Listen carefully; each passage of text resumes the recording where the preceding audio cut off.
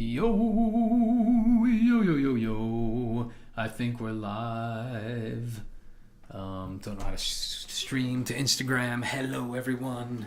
I don't know if you guys are in here or not. We're going live. I'll figure out how to get chat up again. I'm using a different service. But let's get to it. Today we are going to talk about the giddy up. It's one of these things that all awesome fingerpicking songs use, and I'm going to try to break it down for you. But it's one of these moments where you have a hammer-on with one finger up top, and at the same time, your thumb hits right when you're hammering on. So not when you're starting, but at the end of you play it, then the hammer-on happens on one string while your thumb is hitting another. It's called the giddy up. Anders Fernbach, thank you for naming it. So let's practice the giddy up in isolation, and then we will put it into some chords. So for now, let's just bang away on this fourth D string. And what we're going to try to execute is, I want my melody to be open and two on the first string. So for now, let's just get that open in there on the and of beat 3. So I have 1, 2, 3, and thumb. 1, 2, 3, and thumb. 1, 2, 3, and thumb. 1, 2, 3, and. And now, when I do that and, I'm going to hammer on 1, 2, 3, and. So I'm hammering on. And at the same time I execute the hammer-on, that's beat 4, so my thumb is going to hit the 4th string again. So it sounds like that. Top string, I'm going to hammer and hit the thumb at the same time. Really cool sound, not so easy to do. So spend a lot of time just doing that. 1, 2, 3, and hammer with the thumb. 1, 2, 3, and hammer with the thumb. 1, 2, 3.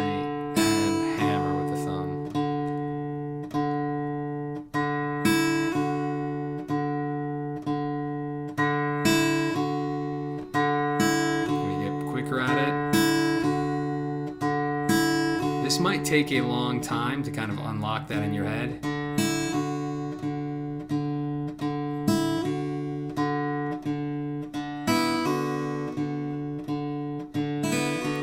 In the wrong string now. Trying to get too close to the camera. You can move it to the 4th fret.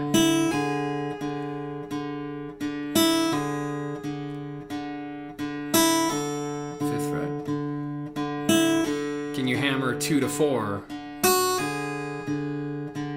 I guess I should be doing 2 to 3. That's more in the key of D. Can you do 3 to 5? 5 to 7?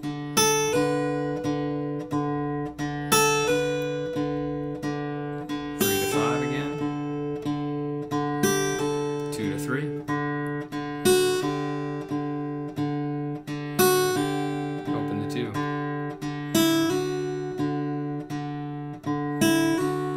Pull off. So I'm pulling off. The moment I pull off, I hit the thumb.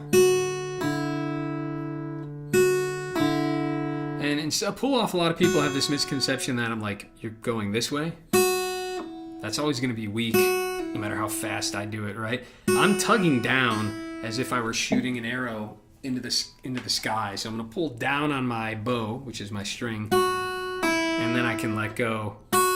Right? If I do it that way, I can really get a ridiculous amount of snap if I wanted to. So I have 1, 2, 3, and 1, 2. And you can do the same thing here, or after you do 2 open, I can do 3 to 2.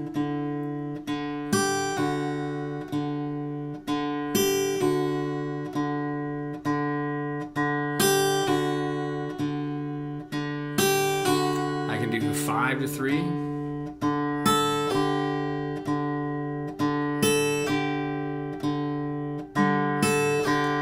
I'm just moving it around and having fun.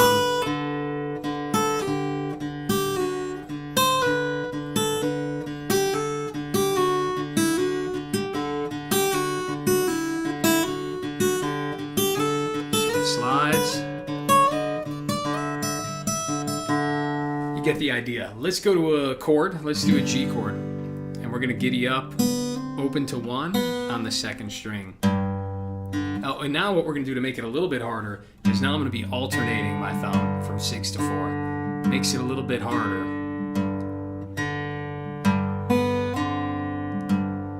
So I'm doing 6th string 2nd, and when I do the giddy up, my thumb is hitting the 4th. 6th, 2nd, 4th together.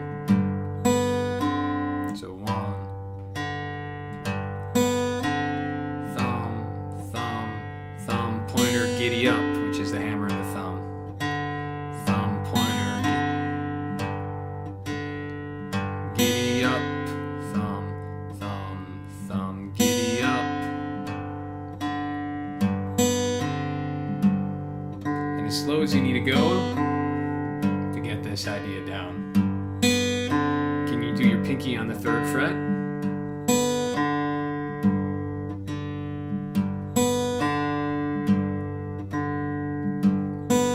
I'm sorry guys, I don't have the live chat on. I'm live streaming with a different program here. But if you have questions, put them down below, and I'll make sure to answer them at the end.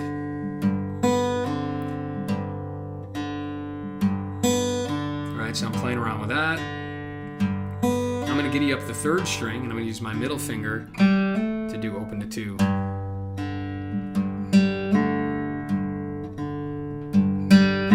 Such a beautiful sound, because it's like the melody's almost like an afterthought. The hammer-on and pull-off on the guitar are just such beautiful embellishments that we have. I can pull off my 2 to open.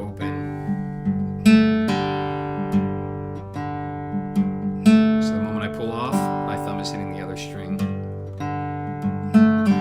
can do pull off 1 to open. And the reason I'm doing this is I teach a lot of private lessons. If anyone is interested, email me, mikesmusicmethod@gmail.com. But so many of my students struggle with this. And when you see it in the context of a complicated passage, it's almost like you can play it a million times and you're never going to get it, right? You feel like you're just banging your head against the wall. There's a fine line between like insanity and practice, right? What's the dumb saying? Like insanity is doing the same thing over and over again and expecting different results. Real similar to practice, right? So what I always encourage people to do, and I've mentioned this in a few videos, is you've got to be really deliberate. And the second one is always simplify what you are doing. You got to break it down into baby steps. What about Bob? Baby step into the giddy up. So delete the rest of the measure and focus on what's actually complicated. Because just that one complicated thing might be hard enough without all the other bells and whistles. So get rid of all the bells and whistles. You can't handle it, right? Like you can't do like a double backflip if you can't even like do a handstand or a cartwheel. You know what I mean? So like don't pretend that just if you try to do the double backflip again and again and again that you're going to magically get it, because you won't, right? There's preliminary things you need to do first. So anytime there's a complicated measure, remind yourself that you're an idiot if you just keep trying the measure again and again and again. You're not going to land the double backflip, right? So delete everything and maybe work on the cartwheel first, right? So we're just doing the giddy up. That's our cartwheel. Then when you got a complicated measure,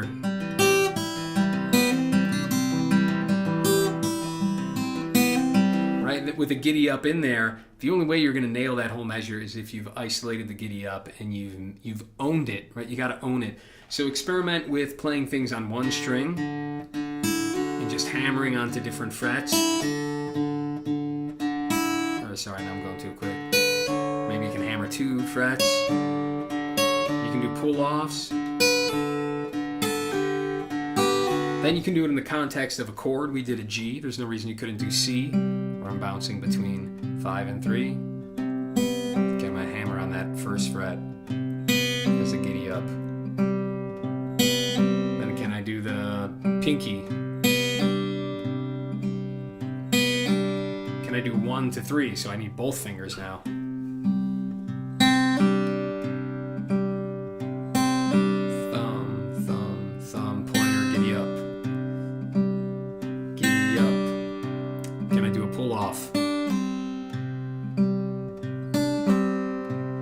And sometimes it's helpful for a lot of people too to see this in writing. And if anyone wants that, I do have some examples written out. I can also post a link down below when I'm done here. But seeing it in writing can be helpful because you're going to realize, like, oh, that pointer finger comes in between the thumb every time. And then the hammer-on happens at the same moment that I hit the thumb. So here's the offbeat. And then I hammer and do the thumb at the same time. So sometimes seeing things in writing can be very helpful. But I also have the opposite advice where sometimes people are too obsessed with reading what's on the page. And then at other times it's easier just to just feel out that rhythm and know that it happens on that downbeat, like the hammer and the thumb. You get the idea. That is the giddy up. Work on it in isolation, nail it, own it, because it happens all over the place in Towns and Prine and Dylan and Blaze and you name it. So that's your lesson for today. Guys, I want to get back into live streaming more often, so please comment down below what would be helpful on these practice together sessions. I used to do songwriting together, where I'd have you guys come up with the lyrics. I got to figure out how to get the chat working with this program. But all sorts of things we could do. We could analyze songs together, so let me know what you would like to see. Oh, it changed it to potential scam. I used to like Scam Likely. And I thought that was a really cool alias. Like if I was going to be like a country singer, kind of an edgy country singer, my name would be Likely, Scam Likely. That'd be my alias for my dark country songs. Potential Scam isn't as cool. I like Scam Likely. Anyways, that's it for today. Short and sweet. Get that giddy up down. Let me know how else I can help. Until the next live stream, let me know what you want to see live streamed down below, and I'll try to make a regular habit of it. Peace, y'all.